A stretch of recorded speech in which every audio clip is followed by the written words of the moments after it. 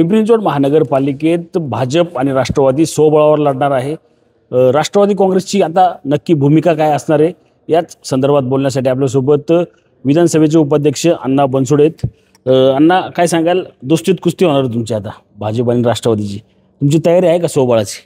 तसं नाही आहे। महाराष्ट्रामध्ये आदरणीय देवेंद्रजी फडणवीस, उपमुख्यमंत्री एकनाथजी शिंदे, उपमुख्यमंत्री आदरणीय दादा आणि RPIचे राष्ट्रीय नेते रामदासजी आठवले यांची युती आहे। खऱ्या अर्थानं युतीचा धर्म पाळला जाईल आणि ज्या ज्या एरियामध्ये, ज्या ज्या मतदारसंघामध्ये किंवा ज्या ज्या महानगरपालिकेच्या निवडणुका असतील त्या ठिकाणी सर्वच कार्यकर्ते युतीचा धर्म पाळून येणाऱ्या निवडणुकीला सामोरे जातील। पण फडणवीसांकडून काल परवाच सांगण्यात आलं की पिंपरी असेल किंवा ठाणे असेल, आणखी एक दोन शहरं जी आहेत ती स्वबळावर लढली जातील। त्यात पिंपरी चिंचवड पाहिलं तर आपण काही वर्षापूर्वी अजितदादांचा बालेकिल्ला होता, 2017 पर्यंत हा बालेकिल्ला राहिलेला आहे अजितदादांचा। आता अजितदादांना पुन्हा बालेकिल्ला देणार का तुम्ही? आता 2017च्या पूर्वीची जर तुम्ही परिस्थिती पाहिली असेल, भारतीय जनता पार्टीमध्ये जे जे नगरसेवक गेलेले ते खऱ्या अर्थाने राष्ट्रवादी काँग्रेस पक्षामध्ये काम करत असतानाच त्यांनी लोकांनी भारतीय जनता पार्टीमध्ये प्रवेश केला आणि राष्ट्रवादीच्या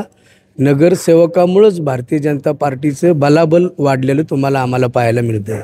2017च्या निवडणुकीमध्ये आज जर बघितलं तर राष्ट्रवादी काँग्रेस पक्षाच्या माध्यमातून गेली अनेक वर्षापासून आदरणीय दादांनी पिंपरी चिंचवड महानगरपालिकेच्या माध्यमातून पिंपरी चिंचवड शहराचा कायापालट, पिंपरी चिंचवड शहराचा विकास केलेले। येणारी महानगरपालिकेची निवडणूक जर तुम्ही आत्ता बघितली तर राष्ट्रवादी काँग्रेस पक्षामध्ये पण येणारे जे इन्कमिंग आहे हे इतर पक्षाच्या दृष्टिकोनातून जास्त इन्कमिंग आहे। त्यामुळं उद्या होणारी महानगरपालिकेची निवडणुका राष्ट्रवादी काँग्रेस पक्षाच्या माध्यमातूनच लढली जाईल आणि माझा ठाम विश्वास आहे की राष्ट्रवादी काँग्रेस पक्षाची सत्ता पुन्हा आदरणीय दादाच्या नेतृत्वाखाली पिंपरी चिंचवड महानगरपालिकेमध्ये येईल। भाजपला राज्यात राष्ट्रवादी पाहिजे, केंद्रात राष्ट्रवादी पाहिजे, स्थानिक स्वराज्य संस्थेत का नको वाटते असं?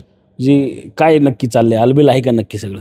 तुम्ही तसं बघितलं स्थानिक स्वराज्य संस्थेमध्ये राष्ट्रवादी काँग्रेस पार्टी असेल, भारतीय जनता पार्टी असेल, शिवसेना असेल, RPI असेल, ह्या कार्यकर्त्यांचा भरणा आणि जास्तीत जास्त कार्यकर्ते असल्यामुळं प्रत्येक कार्यकर्त्याला खऱ्या अर्थाने संधी भेटली पाहिजे। त्याच दृष्टिकोनातून सर्वजण स्वबळाचा नारा लावत आहेत आणि त्या दृष्टिकोनातून एक एकोप्याने व्यवस्थित आणि एकदिलाने सर्व पक्ष एकमेकाची ही निवडणूक लढतील आणि मला वाटत नाही की शेवटी आदरणीय देवेंद्रजी फडणवीस असतील, आदरणीय एकनाथजी शिंदे असतील, आदरणीय अजितदादा असतील, यांचा आदेश मानणारे सर्वच पक्षामध्ये कार्यकर्ते आहेत। भाजपकडून सांगण्यात येते की 100 पार करणार भाजपचाच महापौर पिंपरी चिंचवड महानगरपालिकेत बसणार, म्हणजे अजितदादांचं स्वप्न कुठेतरी परत भंगल असं वाटत नाही का की बालेकिल्ला जो आहे तो परत नाही भेटणार?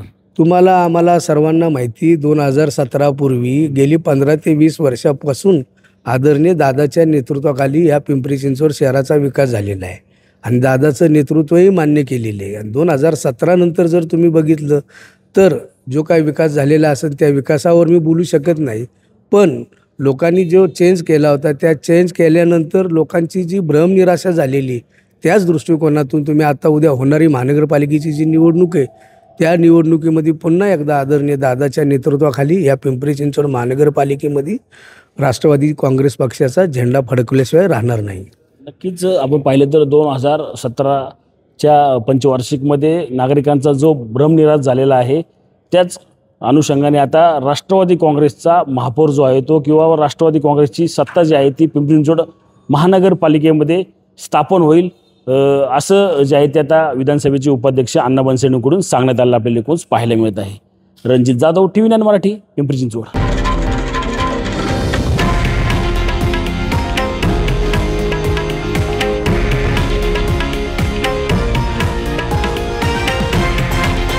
हे आहे देशातील नंबर 1 न्यूज नेटवर्क आणि आपण पाहत आहात TV9 मराठी, एकमेव।